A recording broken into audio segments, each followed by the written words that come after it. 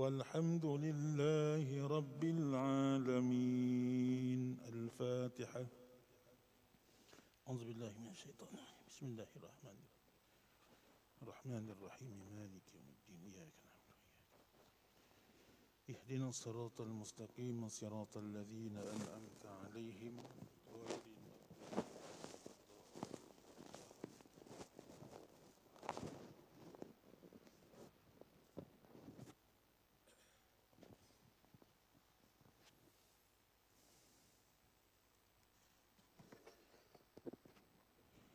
إن الحمد لله نحمده ونستعينه ونستغفره ونعوذ بالله من شرور أنفسنا ومن سيئات أعمالنا. من يهده الله فلا مضل له ومن يضلل فلا هادي له. أشهد أن لا إله إلا الله وأشهد أن سيدنا محمدا عبده ورسوله. اللهم صل وسلم وbarik alaihi wa ala alihi. Alhamdulillah yang dimuliakan pengerusi serta ahli jawatan kuasa pentadbir Masjid Mujahidin, para jamaah sekalian. Baik, kita mulakan dengan suratul Fatihah. A'udzubillahi minasyaitonirrajim.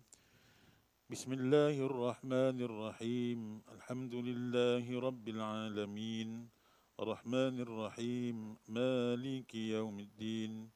إياك نعبد وإياك نستعين اهدنا الصراط المستقيم صراط الذين أنعمت عليهم غير المغضوب عليهم ولا الضالين آمين.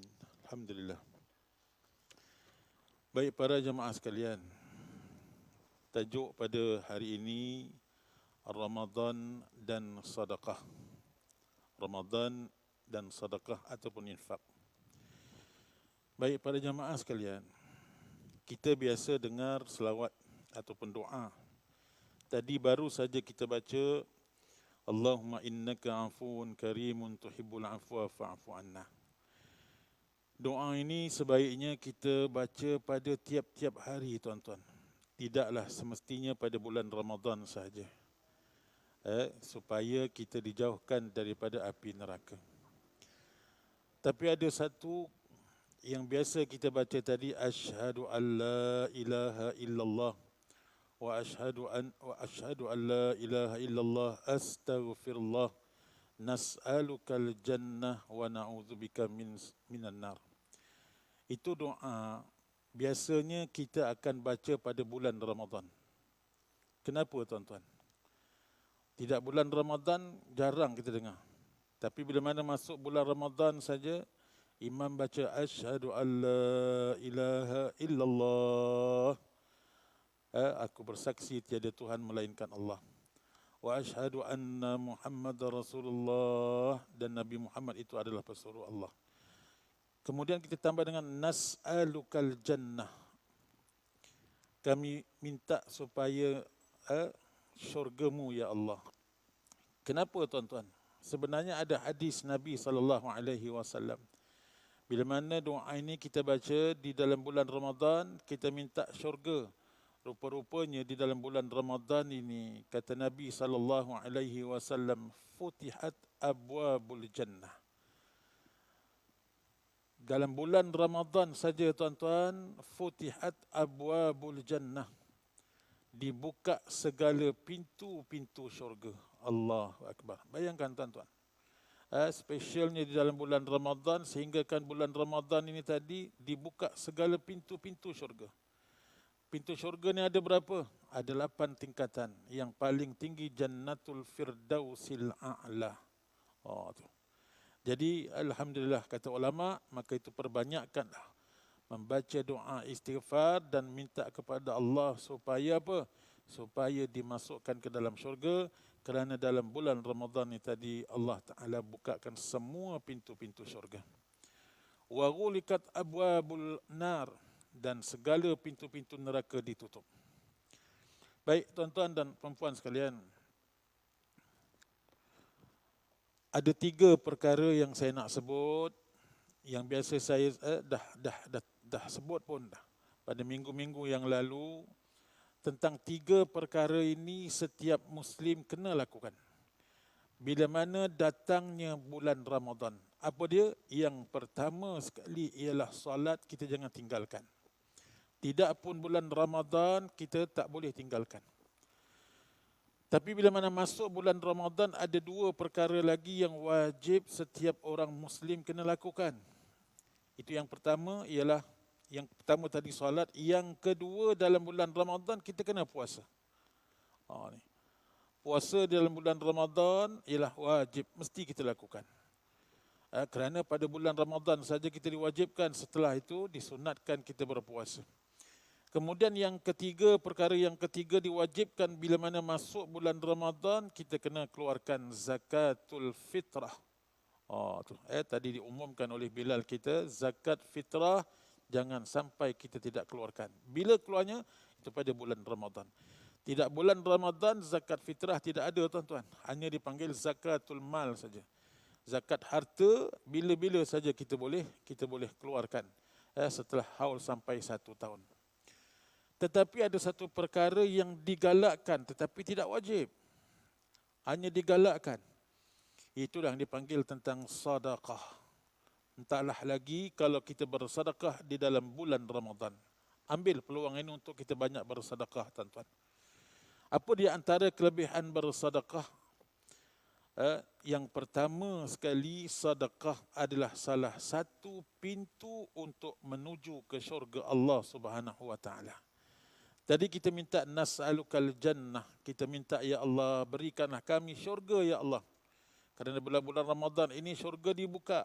Jadi orang yang bersedekah tidak pun dalam bulan Ramadan, Allah janjikan dia syurga. Apatah lagi kalau dia bersedekah di dalam bulan Ramadan. Dia akan menuju ke syurga. Itu yang pertama. Yang kedua tuan-tuan, sedekah ialah perbuatan yang paling mulia antara semua perbuatan kebaikan, dan sedekah yang paling baik adalah dengan memberi makanan kepada orang. Sedekah adalah merupakan perbuatan yang paling mulia. Dan yang paling baik bersedekah ialah kita memberi makan kepada seseorang. Masya Allah. Tuan-tuan, kita bagi orang berbuka puasa itu pun dipanggil sedekah. Orang yang hanya memberi makan kepada orang yang berbuka seperti sebiji kurma, Allah akan berikan pahala seperti dia berpuasa. Tuan-tuan bayangkan, kalau tuan-tuan beli 1 kilo kurma, lebih kurang 50 biji, bayangkan tuan-tuan. Tuan-tuan bagi orang makan untuk 50 orang ni tadi, bayangkan seperti orang itu tadi berpuasa. Sedangkan puasa ni, ganjaran yang Allah beri terlalu tinggi. Wa ana ajzi bih. Ini hadis kursi. Aku sajalah yang akan membalasnya. Bermakna apa tuan-tuan?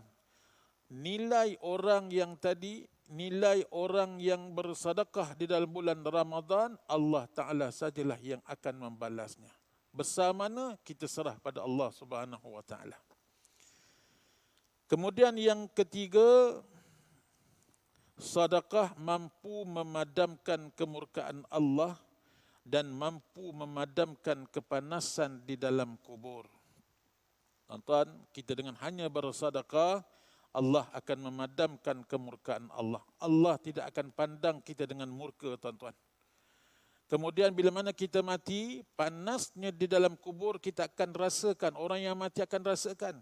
Tetapi waktu hidupnya di dunia, dengan dia bersedekah, dia tidak akan mengalami kepanasan di dalam kubur. Allahu Akbar. Kemudian tuan-tuan, perkara yang paling memberi keuntungan kepada orang-orang yang telah meninggal dunia adalah sedekah, dan Allah akan senantiasa memanjangkan pahala daripada sedekah tersebut. Tuan-tuan, orang ni tadi meninggal usianya 17 tahun, 20 tahun. Muda tuan-tuan. Tetapi Allah panjangkan pahala dia sehingga hari kiamat. Tu Masya Allah. Orang yang dah meninggal muda, tak ada dapat lagi pahala apa-apa tuan-tuan. Tak dapat pahala apa-apa, tak boleh tak kerjakan solat lagi, tak boleh puasa lagi, tak boleh bersedekah lagi, kecuali kalau di waktu hidup dia bersedekah, kemudian dia mati dalam usia yang muda, Allah akan panjangkan pahala dia seterusnya sampai hari kiamat. Maknanya apa tuan-tuan? Kalau orang itu meninggal, tetapi bila mana dia meninggal ni tadi, dia akan dapat terus pahala, mengalir pahala ni terus. Kerana apa? Kerana dia banyak bersedekah. Ambil peluang ini juga tuan-tuan, di dalam bulan Ramadan ini, mungkin kita tak boleh katakanlah, mungkin kita tak boleh kata kita insya-Allah akhir tahun ini kita boleh puasa. Tetapi mungkin juga hari ini juga tuan-tuan. Hari ini merupakan hari yang ke-10 kita berpuasa. Besok belum tahu lagi kita dapat berpuasa pada hari yang ke-11. Maka itu sebelum sampai ajal kita, keluarkan harta-harta kita. Selain daripada kita keluarkan zakat fitrah, zakat harta, sedekah, alhamdulillah, jangan kita lupakan. Kemudian tuan-tuan, sedekah mampu mensucikan roh dan menambah pahala kebaikan. Jadi sedekah ni tadi akan mensucikan roh kita ni tuan-tuan. Luaran dan dalaman. Ni. Kemudian sedekah juga adalah salah satu cara untuk mendapat kebahagiaan di hari kiamat nanti di hadapan Allah Subhanahu wa taala. Tuan-tuan, menurut pendapat ahli sunnah wal jamaah, kita orang Islam akan dapat melihat Allah Subhanahu wa taala. Tetapi bukan sekarang, kita akan dapat melihat Allah nanti waktu kita di syurga Allah. Jadi bermakna dengan hanya kita bersedekah tuan-tuan, kita akan dapat melihat Allah Subhanahu wa taala. Dan orang yang bersedekah ni tadi pada hari kiamat akan mendapat kebahagiaan. Berbeza dengan mungkin orang yang tidak bersedekah pada waktu hari atau dipanggil hari di padang mahsyar. Di padang mahsyar ni tadi dalam keadaan manusia yang diseksa, ada yang diseksa, kepanasan, terpekik dan sebagainya. Tapi ada setengah ni daripadanya mereka ni tadi, mereka relax saja menunggu di mizan ataupun dihisap untuk masuk sama ada syurga ataupun ke neraka. Kemudian sedekah mampu menghapuskan dan diampunkan daripada dosa-dosa yang telah dilakukan. Dengan hanya kita bersedekah, sebab sedekah ni tuan-tuan, sedekah ni banyak makna sebenarnya. Ada orang mengatakan ni sedekah ni hanya kita keluarkan harta kita sedekah. Tak, bukan itu saja. Sedekah ni dengan makanan, sedekah yang paling ringan dengan senyuman tuan-tuan.